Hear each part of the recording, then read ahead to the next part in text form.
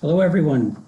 Welcome to our quarterly Global Health Compassion Rounds, which is being convened by the World Health Organization's Global Learning Laboratory for Quality Universal Health Coverage in Geneva, and for the focus area for compassion and ethics at the Task Force for Global Health based in Atlanta.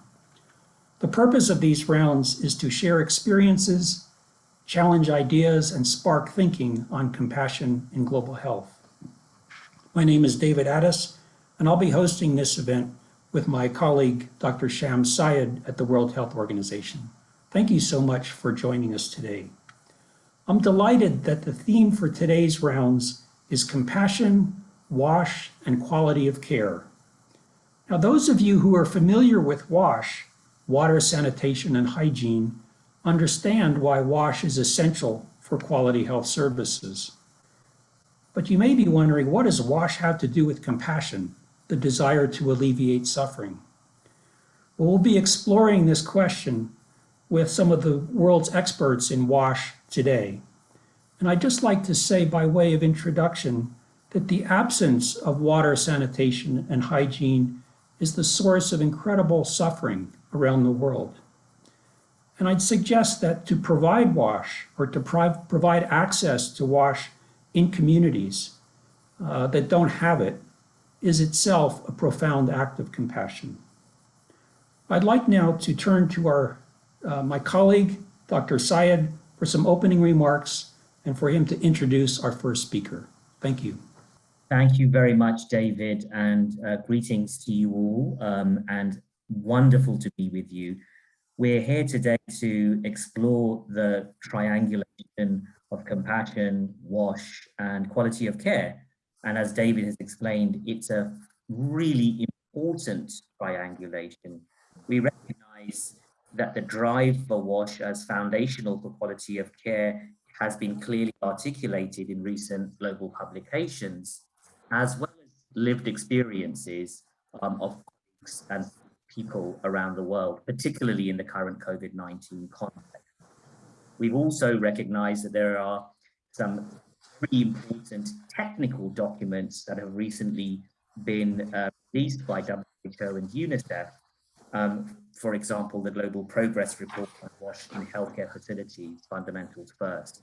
And those reports drive action, but one thing that we recognize is that there needs to be sparks that can drive action. And that's why I'm particularly delighted to be with you today.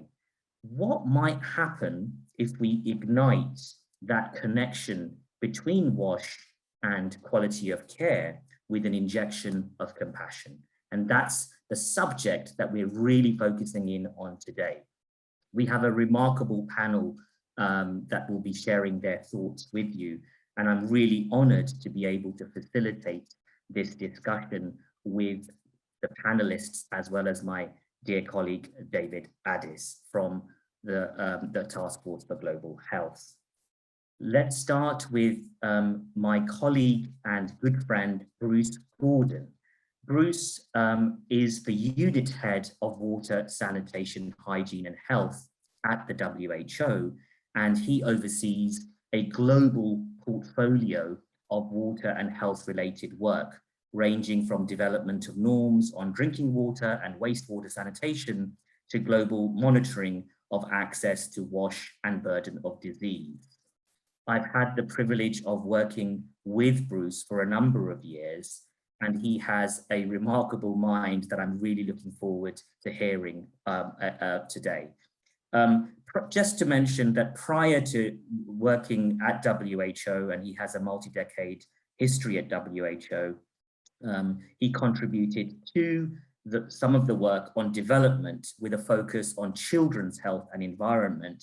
And his background is actually in biochemistry and environmental management. So he comes with a diverse background. Over to you, Bruce, to share your thoughts with us. Thank you so much, Shams. And thank David. You know, as we prepared for this meeting, it was an incredible, I think, journey, and it really made me reflect about how I think many of our WASH colleagues in particular, but many potentially in quality of care, need a healing process. I mean, from the practitioner perspective. And it's really interesting when you think about, I'll get into this, when you think about a WASH person, you think about typically an engineer, you think about technical issues. So yeah, I think that there's a lot of pressure now on all of us. And I think we have a lot of uncertainty. And I'm slightly worried about burnout, we're all working in this COVID-19 context. And as you said, both David and Shams, I think WASH people are compassionate by their nature. And the act of providing water is an act of providing health and providing dignity. But I think we kind of need to refurbish this. And because of all those pressures, I feel like, you know, David, when I read some of your work on drawing the family, the circle of the compassion family larger, you talked about the need to kind of reach out to others with the compassion. And as I think we go into quality of care environment, as we look at WASH and healthcare facilities, we are working in unfamiliar environments, sometimes with unfamiliar colleagues. And I think there's a little bit of, you know, kind of frankly, sometimes, yeah, I mean, a little bit of fear. And I think it is so important now with the challenges that we face to be able to draw that circle bigger, because we need to influence people. And I do find that whenever we speak and whenever you're feeling slightly disoriented in a new circle of friends, compassion is what gives you the courage to kind of come back and be down to earth and to be effective. I wanted to share with you an experience I had when I was young. I worked in a maternity ward hospital, and I was a cleaner trying to make some money at university. And we were fortunate enough to have all the WASH supplies needed to provide a safe and comfortable environment for the women that were coming in and giving birth. Sometimes the nights were very, very busy, and the days too. But the motivation was always, the motivation sort of came from being face to face with these very vulnerable and amazing women that were coming in and you know, and giving birth. And because we were in this kind of team atmosphere with physicians and nurses, it was easy just to get the work done. And I feel like in the global health arena, it's slightly different. And because of, you know, this virtual world we work in now, we have to work in a different way, get our motivation from a different perspective. We have to, but we're at the same time relying on our colleagues even more than ever. And we have to rely on ourselves even more together. And I hope I'm making sense here. But what I was trying to say with all this is I think it's not easy, I guess, to kind of be vulnerable in these kind of settings where we're stepping into new territory and trying to make a change and trying to innovate. But I feel like compassion, for me anyway, has been a centering kind of force.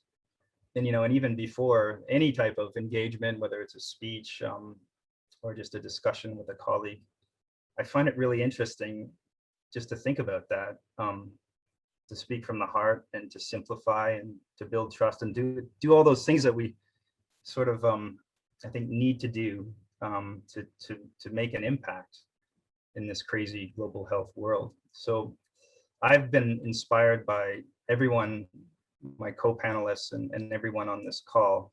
And I hope what I said made a bit of sense. I know there's a bit of science I'm lacking on this. But I just felt like it would be just tremendous to be reinvigorated by thinking about compassion. And maybe I'll just close by saying, I think compassion is listening too, and I've again learned so much. And so I very much look forward to hearing other people's perspectives. Over.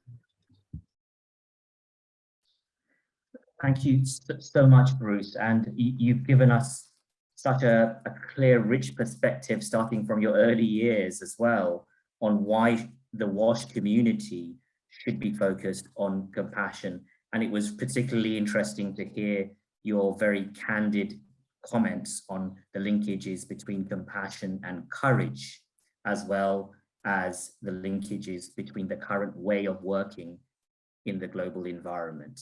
Thank you, Bruce, for that.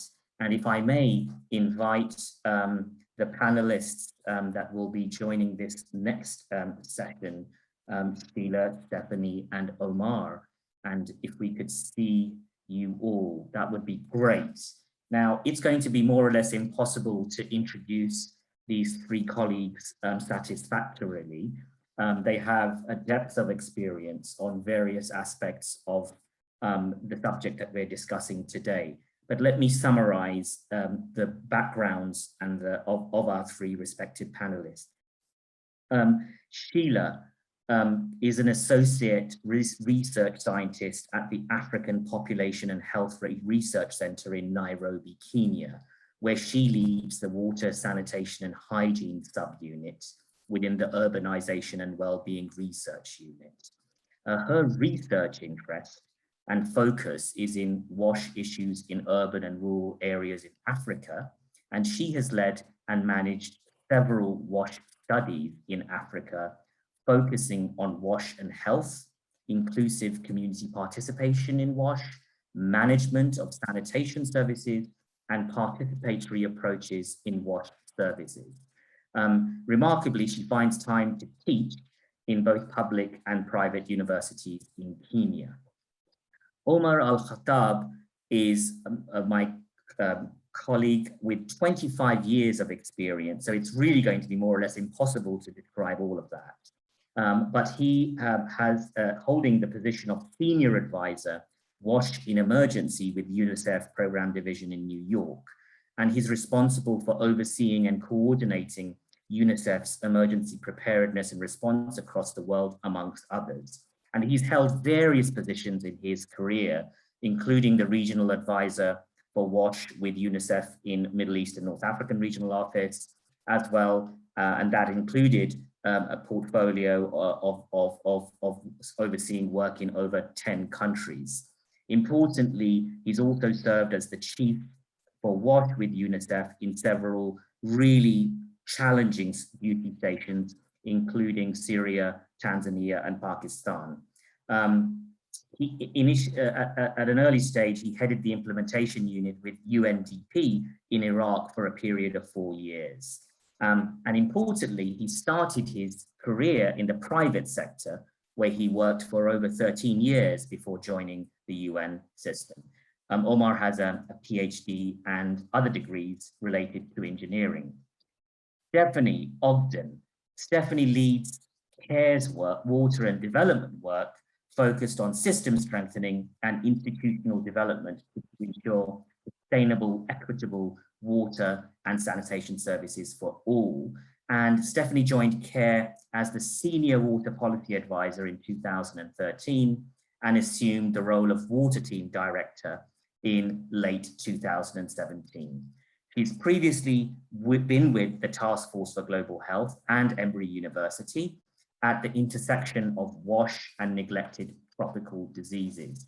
Her early experiences was back in rural El Salvador, but over the last 18 years, she's had experiences with and worked with organizations in Latin America, Africa, Central Asia, and including a number of various organizations. Importantly, she's worked at the intersection of WASH with other sectors, including health, food security, women's empowerment, and resilience.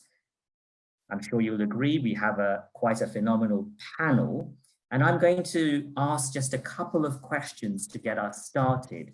And if I may, I'll turn first to Sheila to reflect on a question that I'm sure is burning in many people's minds. Can you offer us a specific example of a WASH tool or intervention that you have been involved with that embodies compassion? So I'll be asking that same question as a starting point sequentially to Stephanie and then to Omar. But can you offer us that specific example of a WASH intervention? Sheila. Thank you, Shams. And Good morning or good evening to good afternoon to all the people here from different time zones. I've been introduced, so I'll go straight to answering your question, Shams, and also just share a bit of my experience in compassion in WASH. And as I do that, I'll try to make it like a story so that you understand the perspective in which this is coming from. I would not want to go back and give a story of how I found myself in WASH, because it is also a little bit of compassion, but I'll go straight into the work that I've done as an example, just a tiny bit of example of how compassion and WASH really play together. So I really work a lot in low-income communities, and I'm going to give an example of work that I've done in both, in two African countries, that is in Kenya and in Ghana. Again, we are talking about low-income countries, low-income communities. So one of the services that are really missing in these low-income communities are WASH services. So talking about water, talking about sanitation facilities, and also not forgetting hygiene facilities. But today I want to zero in on toilets, or rather sanitation facilities. Being a low-income community, both in Kenya and in Ghana, you can imagine that we either have sanitation facilities or we do not have. More often than not, we'll find that we do not have sanitation facilities.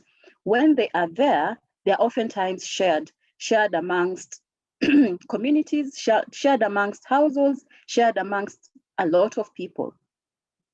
So you will find that what happens is that users will end up using the shared facilities, but in a way that does not facilitate others to also use them. In other words, they will use the shared sanitation facilities in an improper manner. Therefore, these shared toilets may end up being dirty. But the need for toilets is very real. But even so, not just for toilets or sanitation facilities, but more so for cleaner, hygienic, shared toilets. And you get this need expressed from various community members, both men and women. You'll find that in the work, they would tell me that it's easy for, say, some groups of people to use shared toilets and others for not to use them in a proper way because they are not used properly and they are dirty. So communities really have this need to use facilities that are clean, because that's what they have. They have facilities that are shared, but for them to continue using them, they need to be clean. But they also have that desire to also have everybody else participate in ensuring that their shared toilets are clean. And so you feel the needs of everybody else expressed through various statements, both men, both women, both men and women, and also more so for women who have children. Remember, these are children also who have to use the same facilities. But then the worst part is that in as much as there's that need, there was little at that time that was being done to jointly discuss how to solve this problem. So for this particular project, what we did is to almost bring the light to a problem that was there but wasn't really explored. The fact that the toilets are there, but the solution was within the communities themselves. So the project aimed at really just driving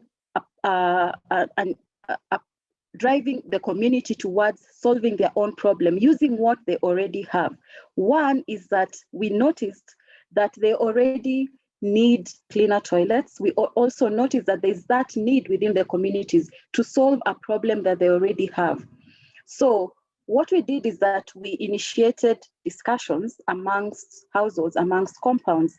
And in as much as they were sharing the problems, we also let them understand that the problems that they're having can also be turned into opportunities for them to get solutions.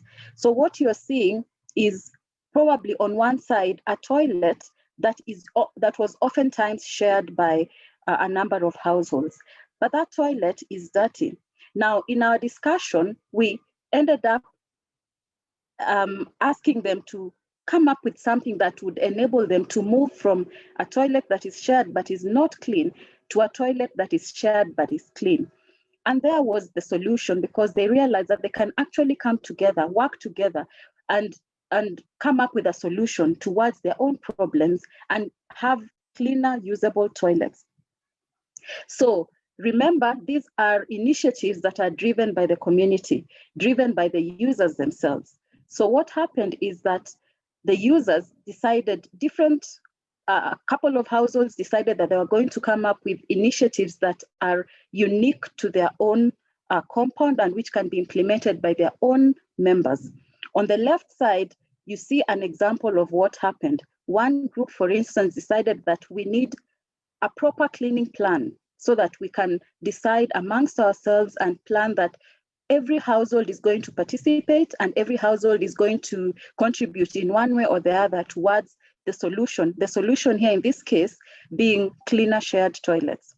So in other compounds, we found others contributing resources. For example, they contributed money and they contributed cleaning agents or cleaning brooms, so that eventually there was always somebody who was cleaning, or there was always provision for resources so that these toilets could be kept clean.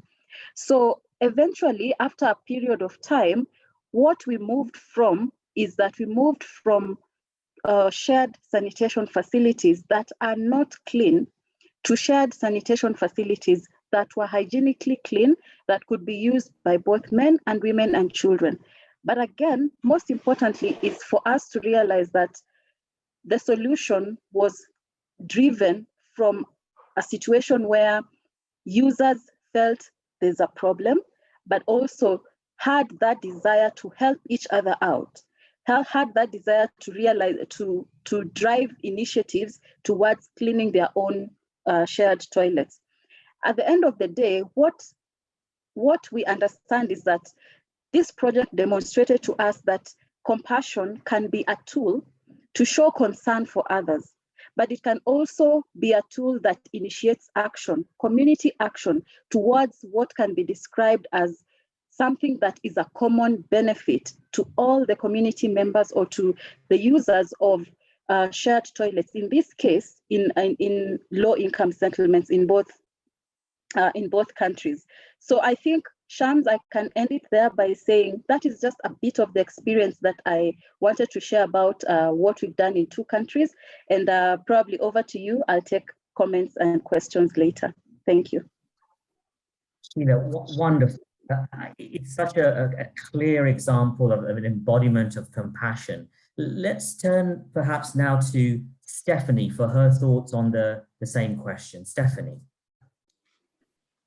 Thanks, Sheila, and thanks, Shams, for the question. Hi, all. It's good to be with you. As Shams said, I'm the director of the water team at CARE. So, Shams, to your question, which was a specific kind of WASH tool or intervention, maybe embodies compassion. I think when we think of WASH, we often think of the infrastructure itself, you know, the sort of the tap or the toilet, or the access to it. And I think one distinction that I want to make is that infrastructure is really only a small part of what it takes to ensure that people have sustainable and equitable access and services. You know, in order to ensure that people have those equitable access to services, it requires finance, it requires governance and accountability, you know, cost recovery. And in the case of behaviors, it requires, you know, social norms that govern and regulate those behaviors. So from the perspective of WASH programming and the type of WASH programming that my team does at CARE, many of the tools and approaches that we use are related to strengthening mechanisms for governance and accountability, for example, financial planning, et cetera. So just to quickly sort of make that distinction as I talk about tools, I'll talk about some of those tools that we use within the WASH sector. But maybe two examples, I think, of kind of broader tools. The first is the infrastructure itself can, I think, really reflect compassion. And, sort of the first, I think, to build on Sheila's example, I think toilets are a really good example of this. And when we think, or ask ourselves, why is it that we focus so much ourselves on having nice bathrooms? Why is it that we might have more than one bathroom in our own households? The answer to that question is probably not health. We are probably not motivated by health to have 3 bathrooms in our home, for example. But comfort and privacy and hospitality, for example, might be some of those motivations.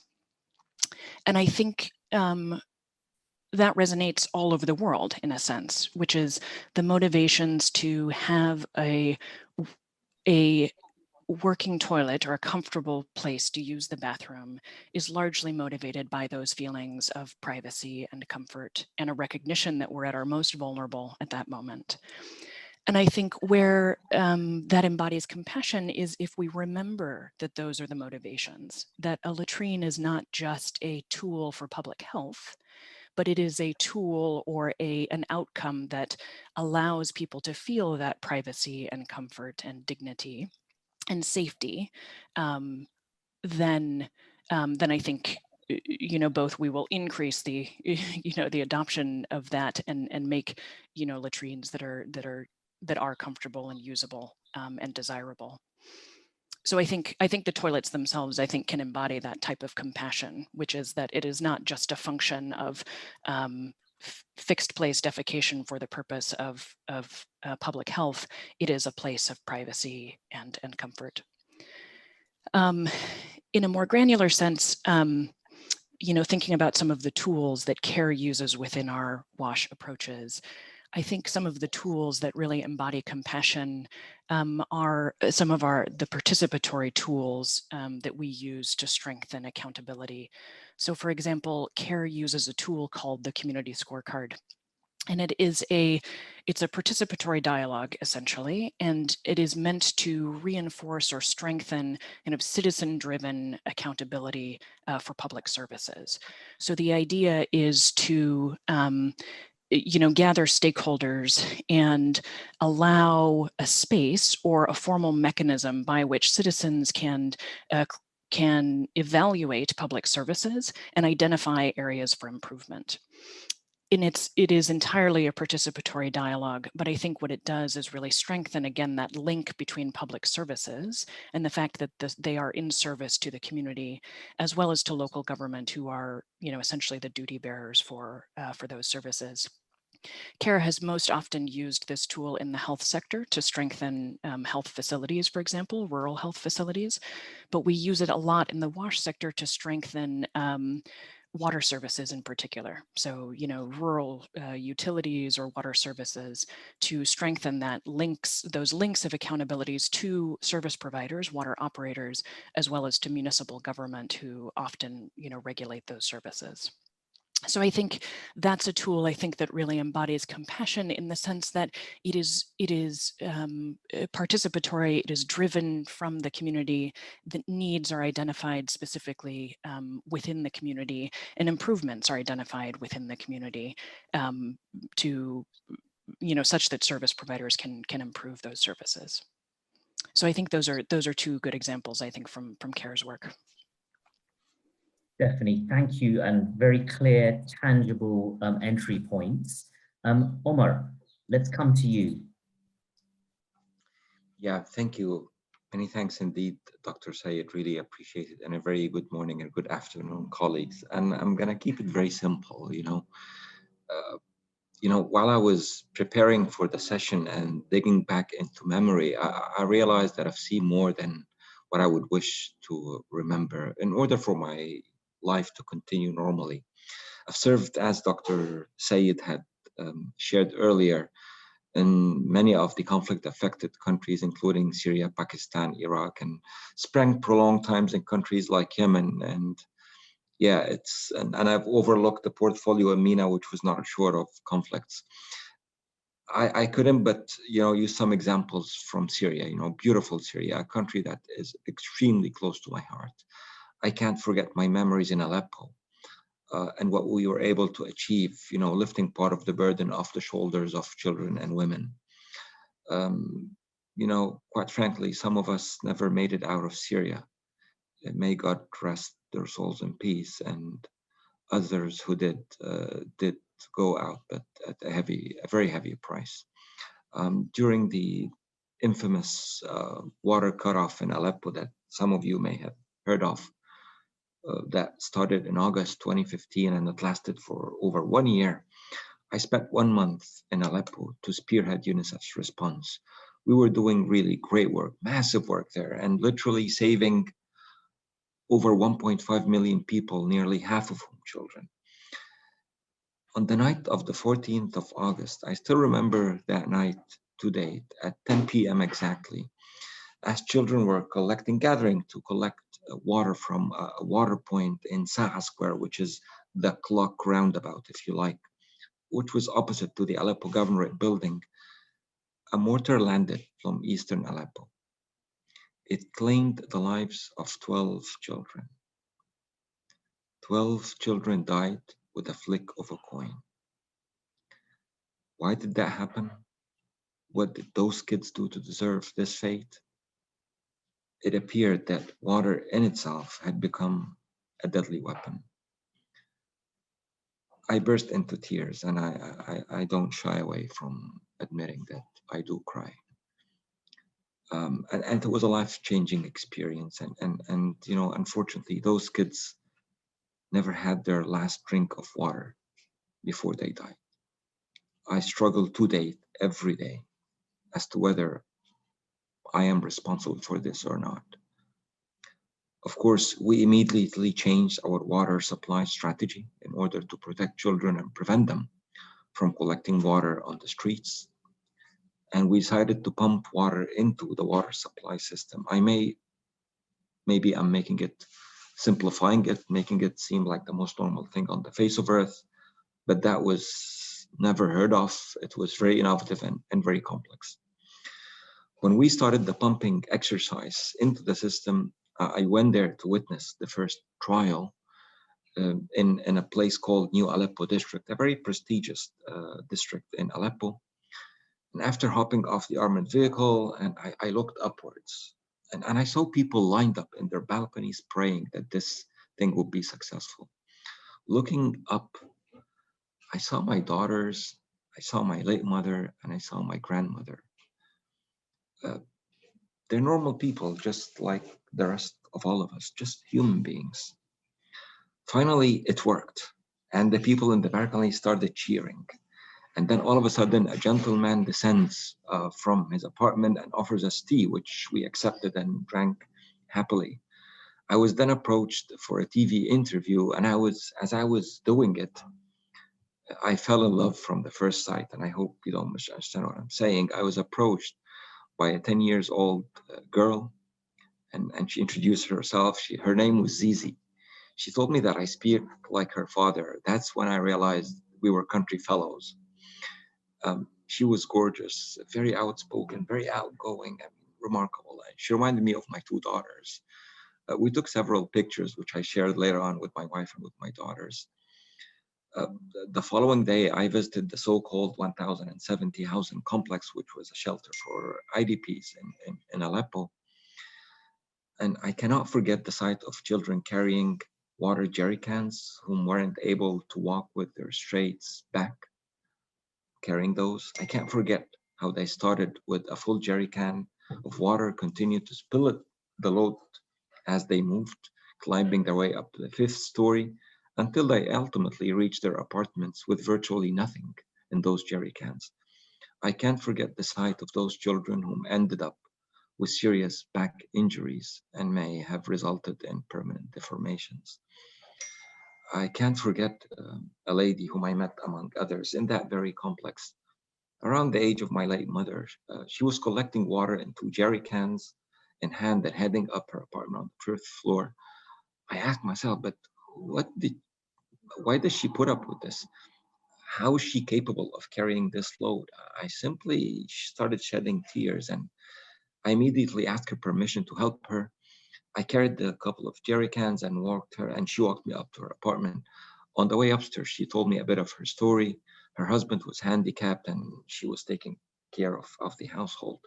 When we finally made it up to the 5th story, I was out of breath, could hardly able to move my hands, and my back was really hurt.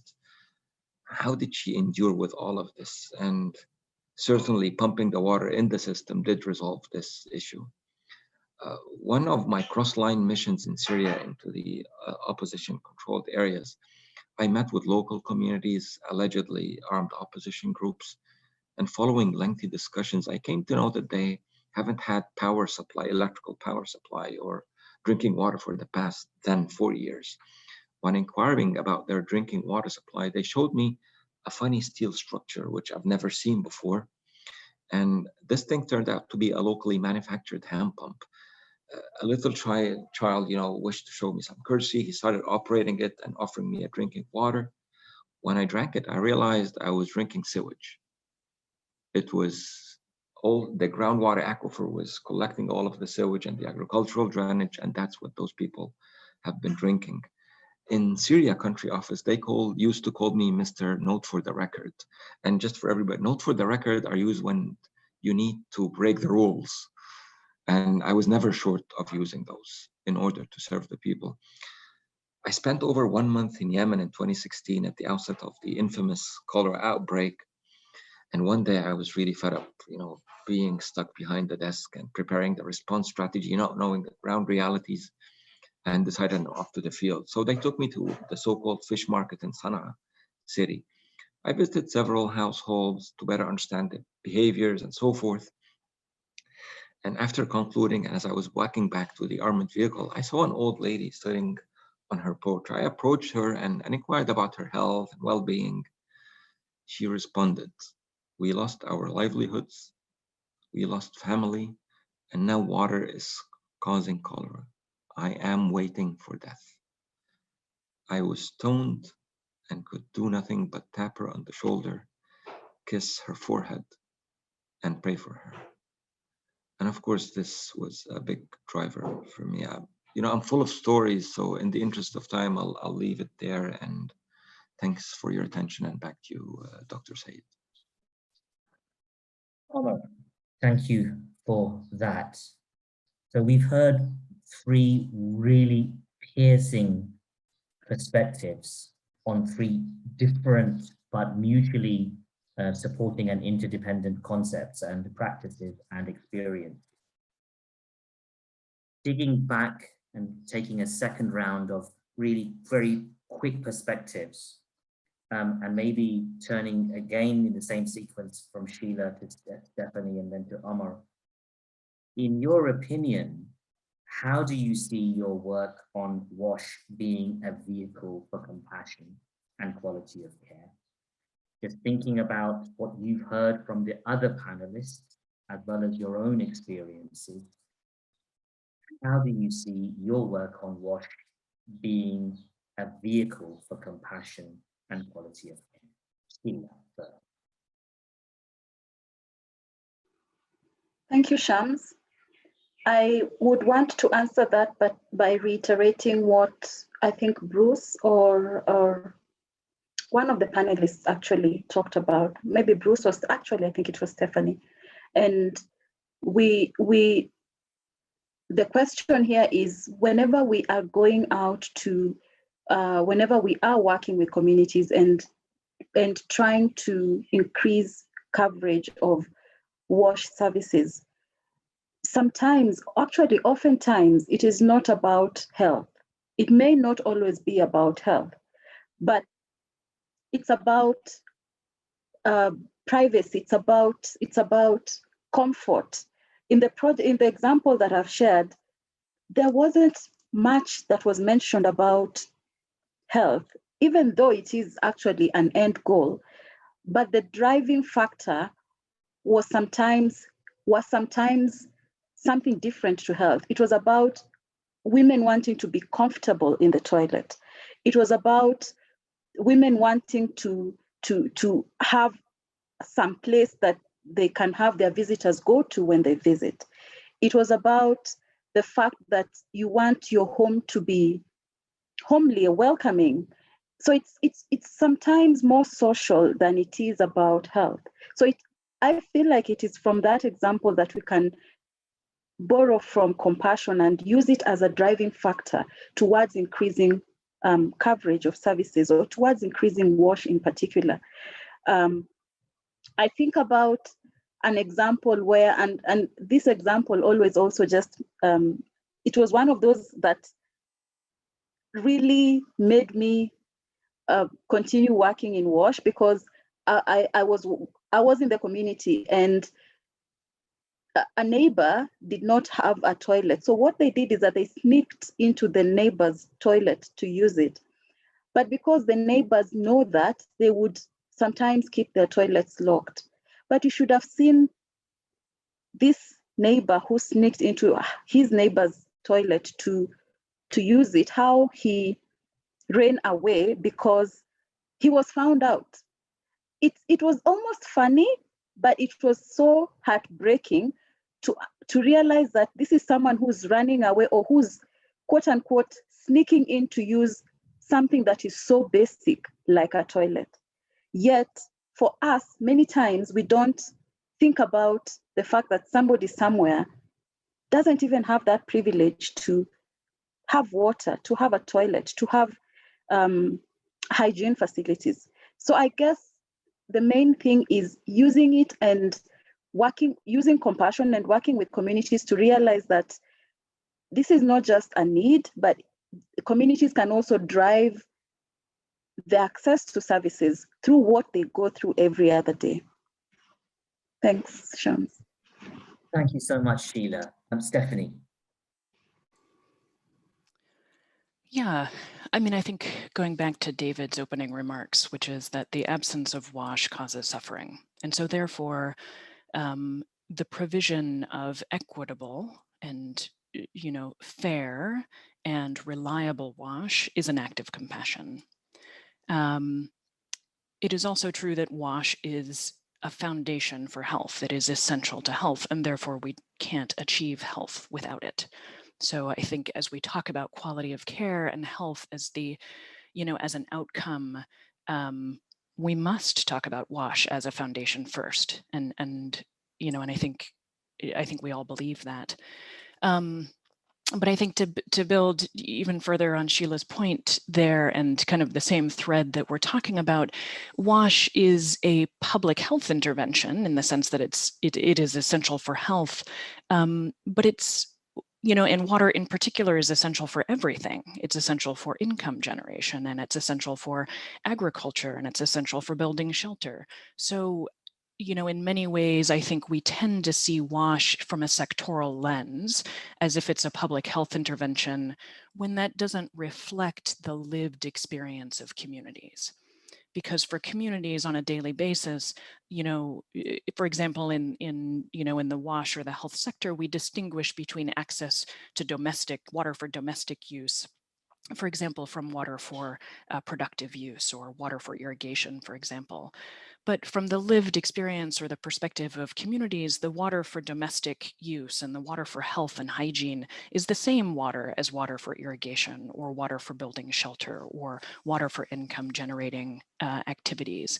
And so I think when we come back to implementation of WASH or public health, the way that we use that as a vehicle for compassion is to remember that that water and sanitation and hygiene go so far beyond health, and that we must address those other needs and those other motivations, that though we may see it from a public health lens, communities see it from so many other lenses. And each of those must be addressed and spoken to in order to truly address those needs, and I would say alleviate the suffering as a result. So beautifully expressed, Stephanie. Omar, over to you. Thank you very much, Dr. Sayed. While I can only echo the voice of Sheila and Stephanie. And while WASH are standalone, as we speak now, human rights, but from an emergency vantage point, WASH is a critical public good necessarily for preventing WASH-borne diseases. I am not talking about delivering results in the field. I am talking about serving with love. Those are two different things. You can deliver results that may be meaningful to people, whereas you do much less serve with love that can make a whole lot of a difference. We've seen, for example, in Yemen, the infamous cholera outbreak that goes on to date is caused for WASH-borne reasons. And the interventions that everybody's doing and UNICEF is doing is reducing this problem. The examples are numerous. And where we did not have such a WASH-borne outbreak, such as the case in Syria, in Iraq, in Libya, and elsewhere, there's this say, you don't know what I'm doing unless I stop doing it. So in terms of the quality of care, we cannot underestimate the contribution that WASH has been contributing to avert the possibility of WASH-borne diseases. Again, I'll try and, I'm a very simple person. I'll keep it very simple. It's not about delivering results. It's not about delivering a service. It's about serving with love. Yeah. Thank you. And back to you, Dr. Sayed. Thank you so much, Omar. Colleagues, you've given us so much to think about. We're going to return to a further panel to be able to discuss even further and picking up on questions and perspectives that are emerging from those that are participating.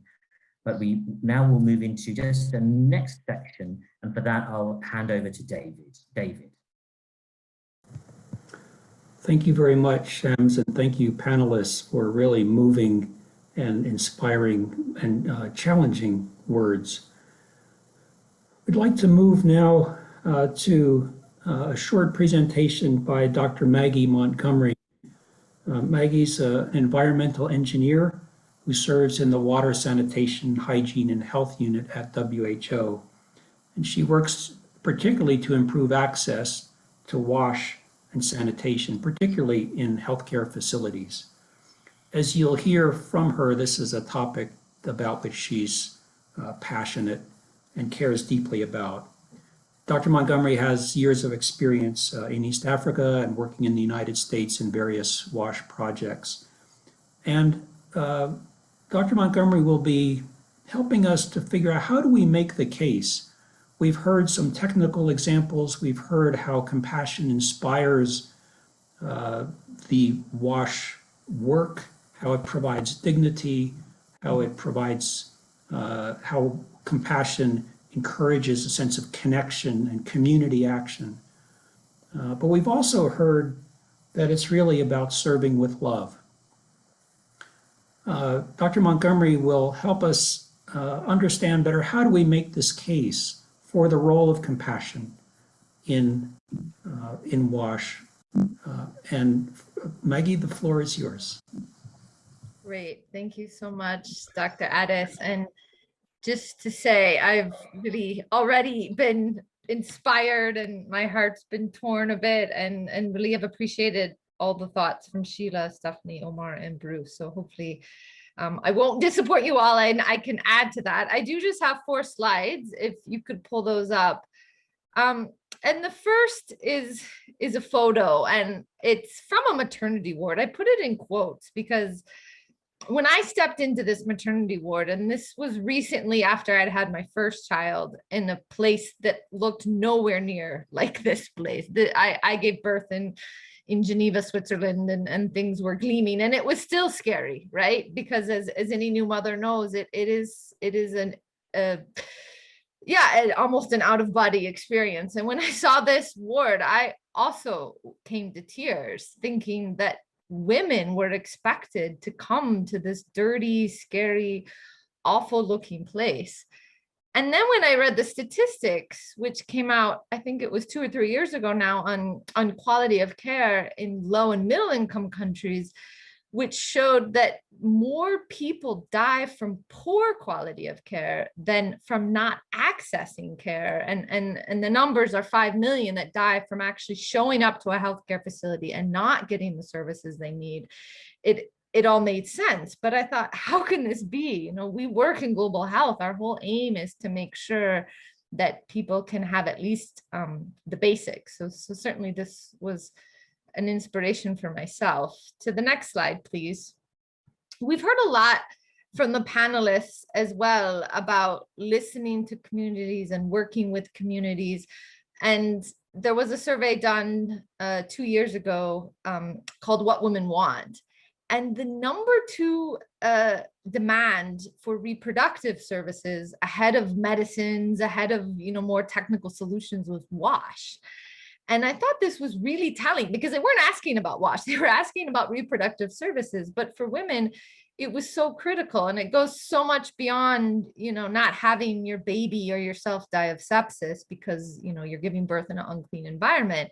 But it's about being clean, about feeling safe, about being comfortable and being able to use the toilet, and also trusting that your health providers and all of those family members who come and want to help you and care for your baby can also wash their hands and have a safe environment. So it's the lack of WASH services is not because there's lack of demand. There's something else going on. And next slide, please. I think there's a lot of reasons. Certainly there's a gender element when we think about healthcare facilities. We know that maternity wards in particular often have worse WASH services than other wards in a hospital. So for some reason, even though giving birth and the miracle of new life, which should be the most important moment, is devalued and not considered to be as important as other medical procedures. Just 3 things I wanted to highlight. And a lot of this, you know, we've all kind of thought back to our own experiences. And I started thinking about when I lived in some quite rural Tanzanian villages. And initially I had gone to do water, sanitation, and public health research. But very quickly I realized that my narrow focus when I started was going to have to become much broader, that these communities were much more dynamic and had many more needs than just WASH. And even though WASH was quite central to it, they also had dynamic cultures, they had religious and spiritual needs, they had, you know, issues around education. And it really requires identifying and celebrating the strengths of communities, because I think all communities, and we heard from Omar some really tragic examples of what happens when communities are faced with war. Even there we see resilience, and we see creativity, and we see an ability to be able to come together and to work through whatever challenges lay at hand. And I think being a bit more curious, I think often with WASH, I see that we have our specific agenda. And even within WASH, sometimes we're arguing amongst each other because, you know, it becomes splintered, you know, hand hygiene versus safe water versus sanitation, even further. But I think taking a step back and the simplicity, I loved how Omar, as well as Bruce, was talking about the simplicity of, you know, what is the ultimate aim here? And I think it goes much beyond WASH and even beyond health, but yeah, allowing people to be able to fulfill their potential and to be human. The second is around listening, engaging, and planning. And we heard some great examples of tools from Stephanie at WHO and UNICEF. We've also used a number of tools. One is the WASH Fit tool, and you can see this is a photo from Liberia where it helps healthcare facilities and communities come together to identify risks on WASH and to develop and implement improvement plans. We've also worked and implemented tools around WASH and quality to understand everything from the policy perspective of, what are the different mechanisms and the governance and the institutions that may or may not be trying to fulfill these WASH and quality of care goals, all the way down to the very local level, and doing key informant interviews to really understand what are the drivers, what are the motivations, what are the different incentives.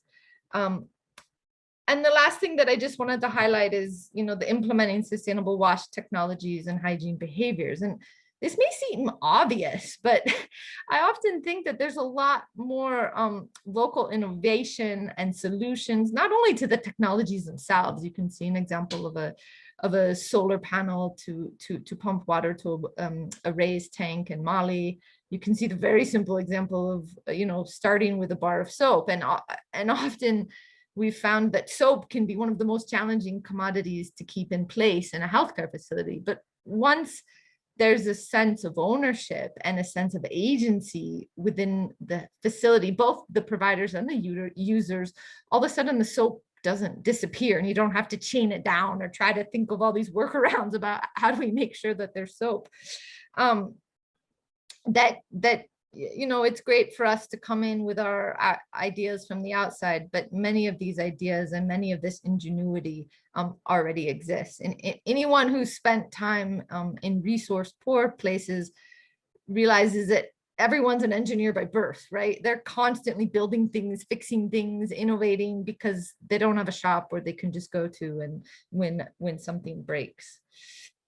So next slide.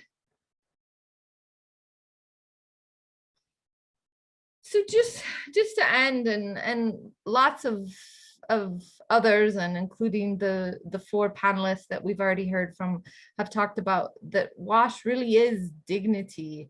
It's about respect. It's about life, and I really appreciate Omar, emphasizing that it's about love. That theme came up very strongly in a WASH session we held last week with the midwifery community when talking about WASH and birth. And it's about making sure that wherever you are, it feels like home. And home is a place where you feel safe, where you can welcome others, where you feel like you can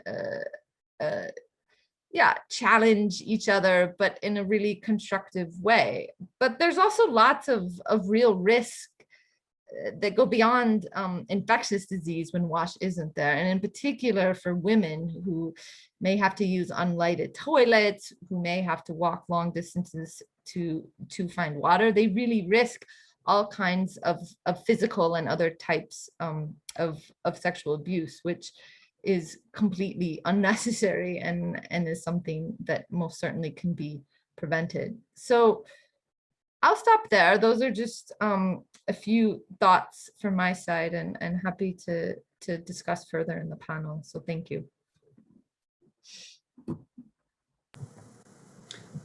Thank you so much, Maggie. That was really great. And I'd like to invite Shams to return now, and for the three panelists to join you, Maggie, for a guided sort of panel discussion amongst the four of you as we sort of explore some of these issues in more depth. Thank you so much.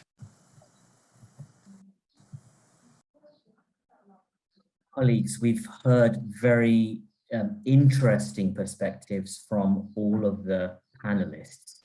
And a lot of the perspectives have gravitated towards a frame of reference on awareness, empathy, and action, which the Task Force for Global Health has often highlighted as an equation which needs attention at all levels of our thinking.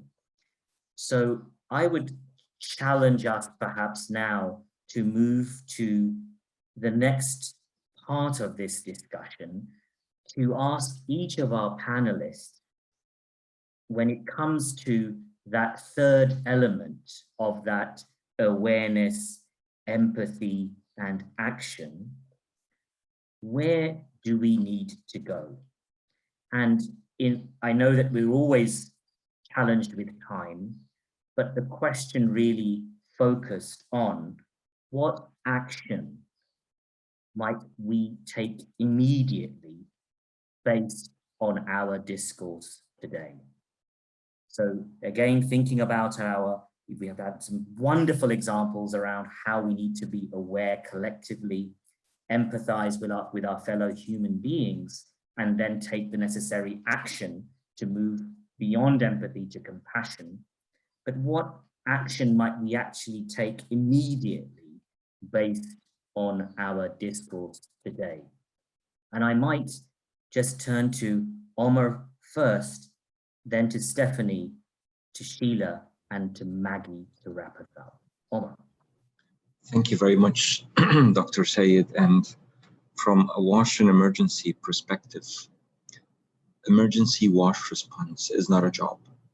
It is not a job, it's a mission. You have to believe in what you're doing, you have to relate to the people, and you have to love the people. Otherwise, you will not deliver. You will just do a job, and it's not what it takes to be successful and to really make a difference on the ground. What do we need to do now? Where do we need to go from where we are, apart from being rhetoric? While I stand to be corrected, you either have empathy, you're either compassionate, or you're not. Of course, psychologists are in a better position to make manifestations, but I don't think you can develop it. You either have it or you don't have it. And I think psychological examination of all humanitarian WASH staff to determine whether they have it or not is a real necessity. Perhaps that is something that can be taken up by OCHA as part of the qualification to become a humanitarian WASH professional.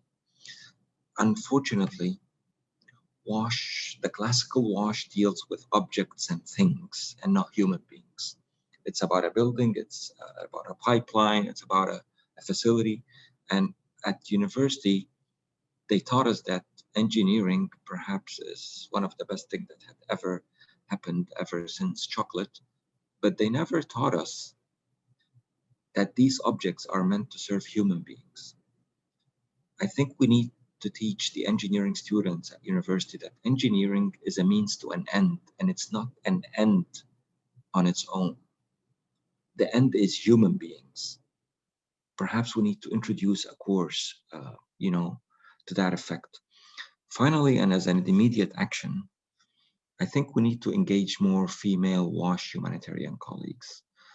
And again, perhaps I'm shooting myself in the foot, but I'm like you, Dr. Shams. So I'm not, usually female colleagues are more compassionate than male colleagues, and the likelihood to have more compassionate workforce can perhaps be very well advanced by employing and engaging more female colleagues in a mostly male-dominated humanitarian WASH sector. I'll leave it there and back to you, Dr. Sayed. Thank you very much, Omar. 2 points. Sheila, to you. Thank you, Shams. I would want to say I want to pick it from awareness, empathy, and action. But I would think the three of them would have to go together, and it's not one after the other. I would say some people may be aware, or some communities may be aware, others may not be aware. So it depends on different contexts. It depends on what do they really know. For example, there are people who know lack of water, good quality water will lead to diarrhea, but the how they do not know. So the awareness is different. Then the empathy may be there, but it is not amplified. So we maybe just need to understand what is there, but then use empathy to drive communities into action. So I would really say the three of them need to work together, depending on where everybody is at the time. Thank you. Very nicely put, Sheila. Stephanie? Yeah, thanks, Shams. It's a big question. So So I feel like I have so much to say on it. So many recommendations, so many things I'd love to see. But Maggie, I think in your presentation, listening came out really clearly. And so I think, a question that we could ask ourselves, is how do we better incorporate much deeper listening into our tools and approaches, and, from needs identification to, to implementation. And I think if we put that kind of deep listening at the center, I think that's one way that we can sort of increase compassion in WASH, for sure. And I think, again, that means, listening deeply to communities and what they identify as needs, listening deeply to the solutions and the ingenuity that, that they have to solve those problems. And I think being conscious of that. I think, Sheila, I also come back to that kind of awareness, empathy, and action triangulation. I think we have awareness. I think we have, certainly at the level of data, the level of theoretical knowledge, I think we have a strong awareness that WASH is essential. And I think we need to focus on action, in a sense. And I think that action is big. I think it requires large investments. And so it requires significant activation energy to take that action. But I think that's where we need to focus. Within that too, I think we need to change to some degree the focus or the narrative within WASH, again, from this focus on infrastructure itself to this focus on, for example, those mechanisms for good governance and accountability, right? The accountability to users themselves and to communities themselves. So I think we need to invest more in that. And I think having a greater focus on that might change who we hire into WASH positions. It would change what we invest in, what approaches we invest in. So I think that's another action we can take.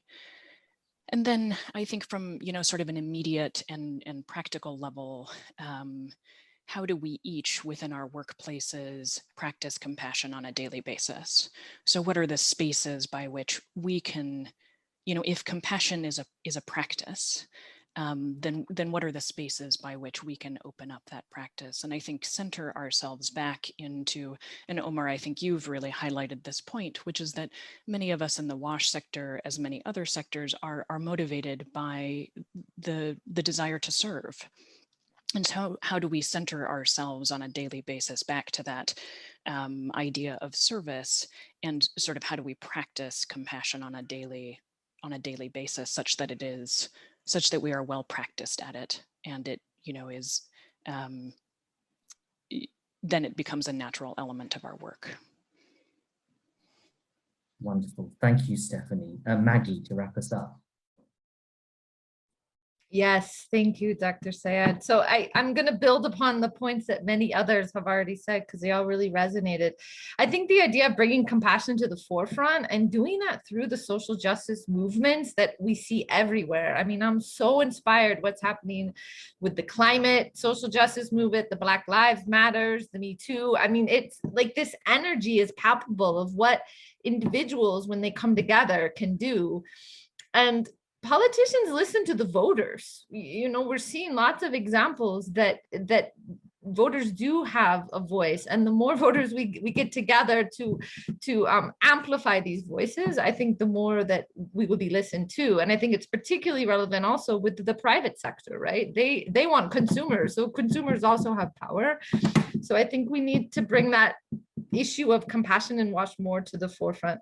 I think the point that Stephanie was speaking of about awareness and asking and listening and reaching out. I'm always amazed when I talk to my country colleagues and I talk to my colleagues in the Ministry of Health, like what interesting insights they have when we stop and just pause, right? And we're not just extracting data or information from them, or, we take our agendas and put them to the side and just, have a really honest, but sometimes it can be a conversation that's not about WASH, right? But it gives you insights into your own work.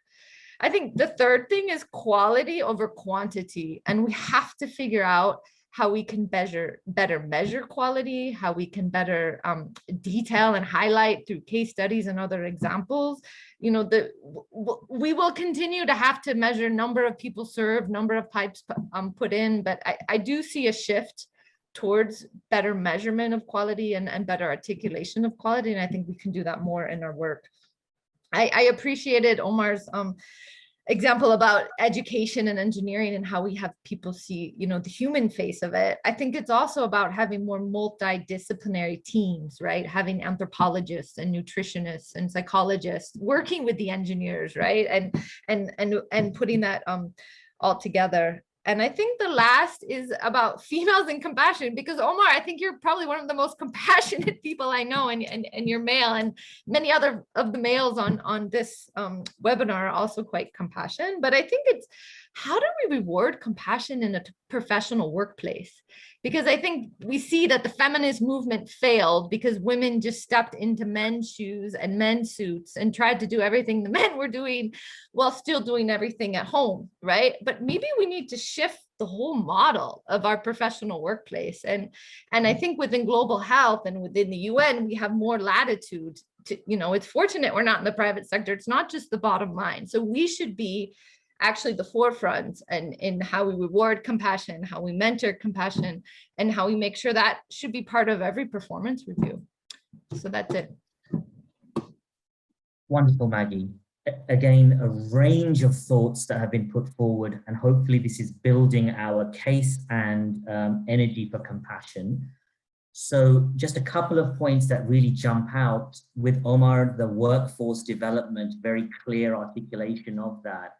Sheila's emphasis on the interdependence of awareness, empathy, and action, and Stephanie's insistence on the community side, and also asking us to think about significant activation energy for this, which is a really critical point.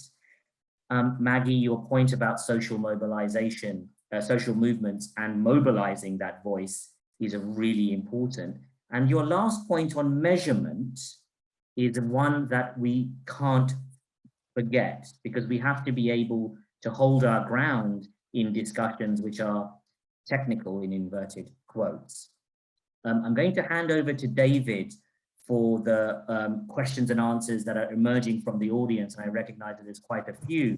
But I did want to just mention one point that inspired by Omar that have mentioned the word love. So one of the forefathers of quality improvement and quality is Avedis Donabedian. He's the godfather of Omar. And what he said about quality improvement is maybe something for us to remember. Quality improvement begins with love and vision. Love of your patients, love of your work. And if you begin with technique, improvement won't be achieved. So something for us to think about, inspired by the points that you've all made. David, if you could all just stay where you are, David, if you could take us through the Q&A. Thank you, Shams, and I invite you to stay where you are too, because we may want to call on you as part of the expanded panel right now. We've gotten lots of comments and questions in the chat, and they're really addressing many of the points that you've raised. And I think, but there's an interest to sort of press you a little bit on some of these points and explore some of these themes further. Several of them cluster around this tension, this dichotomy between Omar, what matters is a service that comes from love, a loving service. And so many people, when you peel off the veneer of the technical and probe, why are you doing this? That really is what's underneath this work. And one of the things that's so impressive to me about the WASH sector is that your circle of compassion, your circle of concern and love really extends to all human beings, perhaps all sentient beings.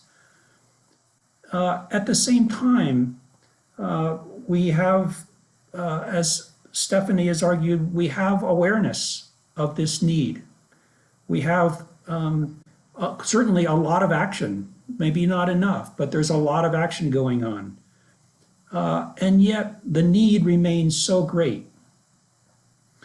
And the question is, that's come up in the chat is, why does WASH not get greater attention from the governance and implementing partners? What's the problem here? And you've alluded to it already. There's a lot of awareness. There's some action, actually quite a bit, maybe not enough. What's the missing ingredient? How do we connect your desire to serve with with the needs for dignity, for safety, for comfort that we all have in a world where the circle of compassion for many, and maybe many leaders, may be quite small? How do we break through that to enable WASH to really fulfill its mission as a tool of social justice and equity? So, in a sense, you've been asked this question already. I'm just putting a little different spin on it based on some of your suggestions. But how can we build on this power of love, this power of compassion that is so evident to convince others who can open the gates, who can change paradigms, who can make things happen, to realize a world in which WASH has its rightful place as you envision it. And I would just invite any of you who want to jump in, please do, rather than me calling on you. I imagine if two or three of you start at the same time, we'll sort it out. Yeah. Well, David, I'm happy to speak because I've been enjoying very much just listening to people. You know, it's interesting, the question about why governments are not necessarily prioritizing WASH. And, you know, the immediate kind of answer is, oh, there's lots of competition. There's very complex decisions. There's not much money. But if you think about the countries that actually have made a push on WASH, whether it's historical, and I'm thinking now there's a well-known story about some of the Asian tigers, the Singapore, Malaysias, and Thailands of the world, that promoted WASH through firm government leadership when their economies were still quite, you know, struggling. They did that because they wanted a clean, sort of proud environment. There was a bit of national pride, but I do think that there was a compassionate lens that they looked through. And I think if the latest kind of star, I guess, of the show is India with its Swachh Bharat mission or Clean India campaign. But the motivation does not seem to be, you know, kind of, well, let me just say the barrier doesn't necessarily seem to be money sometimes in these cases. The motivation seems, let's have a society, you know, that is, you know, safe and clean and where we can be proud. And I think if governments thought a little bit more along those lines, we would be making a start. Over. Thank you, Bruce. Yeah, David, can I jump in just Please perhaps do, Omar. quickly? Yeah, well, why is it prioritized? I think, first of all, WASH is a very expensive, extremely expensive public good. It's highly invisible. I mean, you walk in the street, you see a school, you see, you know, healthcare facility, a hospital, but what do you see? WASH is buried underneath the ground. You see it when you open the tap, but you know, there's unfortunately this mentality of the flush and forget. You flush the toilet and somebody else is dealing with it, so we don't have to deal with it. And then many governments, especially in the developing world, they prefer painkillers as to addressing root causes. They are more than happy to go for an OCV campaign, thinking that it will prevent cholera as opposed to, you know, doing proper WASH services. I mean, this is like procrastinating or, you know, delaying the problem. And the political will, of course, is not necessarily always there. In terms of changing these realities in the WASH and emergency sphere, I think it's love and compassion. I remember in Syria, I mobilized tens of millions of dollars because you share things transparently, you share things with feelings, you project, you portray the picture from the ground. Literally, I used to mobilize tens of millions over a phone call when I explained the situation and explained the human face to the problems that we are facing. Nobody, I mean, we are all human beings. We are all simply human beings. So yeah, I'll leave it there, and yeah. Thank you. Thank you very much. Maggie. Sure, yeah, just to maybe build on Omar's point, I think this empowerment and kind of listening and engaging with local leaders is really powerful, right? Like we have the example from Nigeria when they devolved their giant health fund at the national level to the subnational level. All of a sudden there were faces, right? Like if you were the district health manager and the facility wasn't working, people knew who you were, right? They don't know who the person in the capital is. So I think the more we can try to make sure that that local level is empowered and funded is really powerful, because I think there is strong accountability mechanisms there. I think the second thing, and hopefully we're realizing this through COVID, is that if we don't address inequity, it's costly. It pulls apart our societies, and WASH is a really tangible way to address inequity, right? It's a wonderful starting point. There's so many other things that are much harder to address with inequity, but I think that it can be used as a powerful lever to open up all kinds of other issues around inequity that also need to be addressed. Thank you. Sheila, could I invite you to add any comments you would like? I actually am keeping quiet because my 2 points have been raised by Bruce and Omar. I would have said there's a lot of competition from other ministries or other sectors.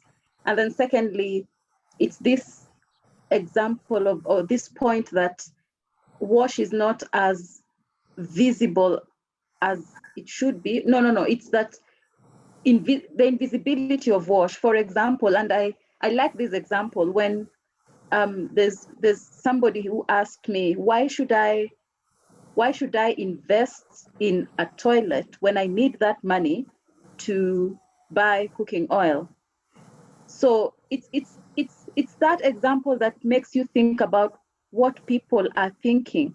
So it is often that WASH is considered as third, fourth, fifth important, because it doesn't, for communities, so to speak, it doesn't meet the most urgent need at the time, according to them. So while we know that actually WASH has benefits, it's probably just that it may not be evident now as soon as we need it, but we see the importance or the benefits 1, 2, 3 years down the line. Mm-hmm. Yeah. Thank you. Thank you. Let me ask you for your comments, Stephanie, and then we'll move sadly, to a wrap up for our time together today. Yeah, I think maybe just to reiterate the points that have already been said. And I think, building on the points of kind of WASH as hidden, I think, traditionally humans are poor at, kind of short-term versus long-term benefit decision-making. And I think WASH, certainly from a public health perspective is an intervention for outcomes in the medium and long terms. And so I think we often struggle, and governments struggle, with acute response versus preventive response. And I think we see that all over the health community, and I think WASH is a piece of that. And I think, as Maggie said, I think hopefully COVID has really taught us, again, both the power of prevention as well as the role that equity and inequities plays, in long-term health impacts. And I agree that I think, if one way perhaps to get ourselves out of that dilemma of long-term versus short-term investments to some degree is to shift the narrative to one of justice, to shift it away from health outcomes, which may be only in the medium or long terms, but to say, this is a matter of equity. This is a matter of ensuring that everyone has the conditions in which to thrive. And then perhaps there would be greater urgency to make those investments. And I think because Omar and Bruce have said it, those investments are large, and there are significant trade-offs there. So I think, we need to be able to underline that urgency in order to make those investments. Thank you very much. Well, thank you very much for all of your comments. We're at close to the end of our time, and I'd just like to make a few final comments. One, Omar, there's some scientific or neuroscience evidence that challenges your statement about you're either compassionate or you're not. There's some indication, even randomized clinical trials, that suggest that if we want to become more compassionate, there are practices that we can do to become more compassionate. So that's part of a greater conversation that I'd love to pick up with you. We don't know how to make people compassionate who don't want to be compassionate, though. We've not cracked that nut. So we have some work to do. This has been so rich. And before I just turn the floor over to Shams for some final comments, I'd like to say that we've really covered some wonderful ground here. Bruce started out talking about compassion giving us courage to do what's needed and do what's right. We talked about compassion really valuing what's best for the other. We want the other's dignity. We care about the other's dignity, about their safety and comfort, things that we care about for ourselves. So there's this human dimension that has been raised several times, the preciousness of water. Without it, we can't live. Without sanitation, we have a lot of challenges and problems. So there's the individual level. You've spoken to the need for each of us as individual beings to have water, sanitation, and hygiene. And the WASH field addresses that deep need and deep concern of individuals. And there's also this community or collective dimension. Sheila talked about the shared interest in the community and how compassion instills this deep listening and development of community solutions. So compassion acts both at the individual level, but also at the community and collective level. And this is where it starts to blend and merge and inspire and inform justice. So Stephanie's urging us to frame some of the arguments in terms of justice and not just health. And yet, Omar reminds us that at the foundation of this is love. Bill Foege, who's a hero for many of us in public health, encourages us to see the faces of the people who comprise the populations whose health we're trying to improve. So there's this deep internal element of love. Dare we use that word, Omar? And there's the technical tools that enable the expression of that love to relieve and address real human needs. And we need to somehow cultivate the inner resources so that we can mobilize the outward resources to alleviate suffering and promote flourishing. There's so much more that can be said. You've really inspired me. I'd like to just ask Shams for a few remarks, and then we'll close. Thank you. Thanks very much, David. This has been an absolutely fascinating Global Health Compassion Rounds and just a wonderful conversation, but most importantly, given us nuggets that we can use for action. 3 quick points from my side that really I'm going to take away from this conversation. The first one is related to the individual. So I think we've heard from all the panelists the fact that there is an invisibility related to certain public health interventions, and somehow that actually could be related to public health as a whole. Make the case for the invisible power of compassion. That's a question that we perhaps will need to continue to think about. The second is related to the science of compassion. Compassion is not just a soft piece to add on. There's a science behind it, and particularly the work that FACE and many other colleagues across the world are doing really helps us to understand the science of compassion. Is going to be how we persuade those that will not perhaps on our side related to bringing in the compassion work. And then the third piece, and borrowing the words here from Stephanie, is the concept of activation energy. What is it that's going to actually activate energy for change? And thinking about what Omar mentioned, serving humans rather than projects. That's a huge challenge for us at all levels, the local most level all the way to the global level. I've thoroughly enjoyed listening to you all. David, back to you. Thank you very much, Shams. I'd like to thank all of you who joined us today. Thank you, Shams, and your team at WHO. Sheila, Stephanie, Maggie, Bruce, Omar, thank you so much for your contributions. We really deeply appreciate your contributing to this discussion and for all the wisdom and insights that you've shared with us today. I'd like to thank the team at FACE for the technical assistance and for keeping us on track.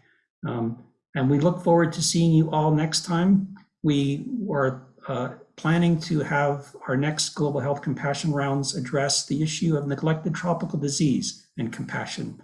And significantly, there's been a remarkable fusion of interest between the WASH sector and neglected tropical diseases over the last 10 years. So some of you may want to join into that session as well. Thank you so much, all of you, and we look forward to seeing you next time.